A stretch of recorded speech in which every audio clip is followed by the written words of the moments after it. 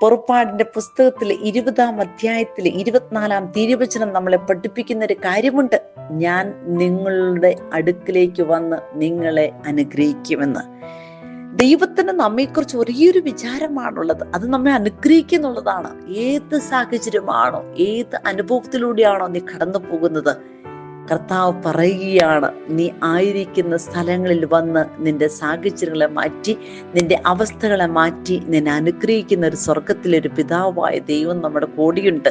അബ്രാഹത്തിന്റെയും ഇസ്ഹാക്കിന്റെയും യാക്കോബിന്റെ ദൈവമായ കർത്താവ് അടിമത്തത്തിന്റെ ചങ്ങലകളിൽ നിന്ന് നിന്നെ മോചിപ്പിക്കാൻ കഴിവുള്ള, നിന്റെ വേദനകളിൽ നിന്ന്, ദുഃഖങ്ങളിൽ നിന്ന്, ഭാരങ്ങളിൽ നിന്ന്, അസ്വസ്ഥതകളിൽ നിന്ന്, ഉത്കണ്ഠകളിൽ നിന്ന് രക്ഷിക്കാൻ കഴിവുള്ള കർത്താവ് പറയുകയാണ്, ഞാൻ നിന്റെ അടുക്കിലേക്ക് വന്ന് നിന്നെ അനുഗ്രഹിക്കുമെന്ന്. ദൈവമക്കളെ, നമുക്ക് വിശ്വസിക്കാം, നമുക്ക് പ്രാർത്ഥിക്കാം. ഇത് മാറ്റമില്ലാത്ത ദൈവത്തിന്റെ വചനമാണ്. വിശ്വസിച്ചാൽ അനുഗ്രഹത്തിന്റെ കവാടം നിനക്കായി തുറന്നു തരുന്ന വചനം.